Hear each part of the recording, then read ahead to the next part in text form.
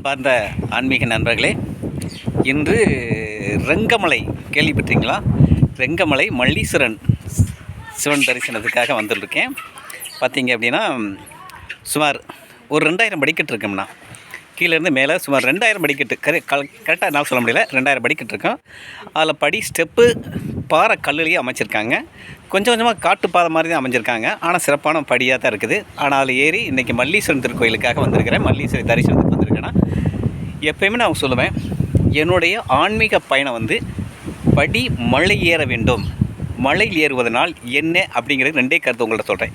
மூலிகை காற்று சுவாசிக்கலாம், கரெக்டுங்களா? படி ஏறும் பொழுது உடல் ஆரோக்கியம் கிடைக்கும். நல்ல ஒரு வியர்வை வெளியேறும் பொழுது உடல் ஆரோக்கியம் கிடைக்கும், கரெக்டுங்களா? இந்த 2 தான் மெயின். ஒன்று மூலிகை காற்று, தூய்மையான காற்று, கரெக்டுங்களா?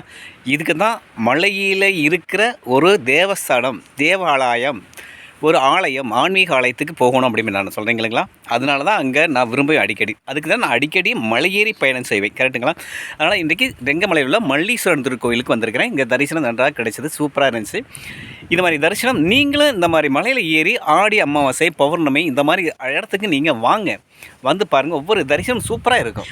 ஏன்னா நம்ம கீழேயே இருக்கிற தெய்வங்களை வழிபடுறதா, மலை மேல் இருக்கிற தெய்வங்களை வழிபடுங்க, கரெக்டுங்களா? அதான் சொல்லிட்டேன் நான். மலை மேலே 2 1 தூய்மையான காற்று, கரெக்டுங்களா? 2 மூலிகை காற்று, சுருக்கம் சொல்லப்போனால் மூலிகை காற்று. இதை எப்போ நீங்கள் இதுக்கு சுவாசிக்க போகிறீங்க? இங்கே பல மரங்களில் சுவாசிக்கிற காற்றுகள் நமக்கு கிடைக்கும். அதனால மலையேறி மலை பயணம் செய்யுங்க அப்படின்னு, கரெக்டுங்களா?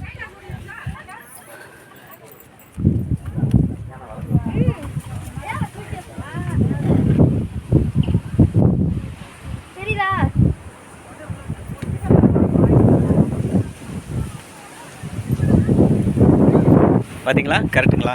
இது என்னென்னு கேட்டிங்க அப்படின்னா, இப்போ நான் சொல்லியிருக்கேன், நான் ஏற்கனவே இந்த கொட்டமுத்து பருத்தி விதையெல்லாம் கொண்டாந்து இங்கே இடித்து அதை இன்றைக்கி அமாவாசை அன்னைக்கு மேலே கொண்டு போய் தீபம் போடுறதுக்காக இன்றைக்கி பிரார்த்தனை மாதிரி அதை கொண்டு வருவாங்கன்னா, நிறைய பேர் கொட்டமுத்து பருத்தி விதையை இடிப்பாங்க.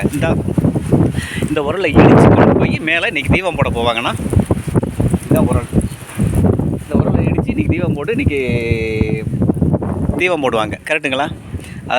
கரெக்டுங்களா? அதனால் நீங்கள் எப்பயுமே ஒரு தெய்வ தரிசனம் பண்ணணும் அப்படின்னா மலை ஏற வேண்டும், படி ஏற வேண்டும், படியில் பயணம் செய்ய வேண்டும், ஆன்மீக தரிசனம் கிடைக்கும், கரெக்டுங்களா? தேங்க்யூண்ணா, தேங்க்யூ. மீண்டும் அடுத்த வீடியோவில் உங்களை சந்திக்கிறேன்னா. நன்றிண்ணா.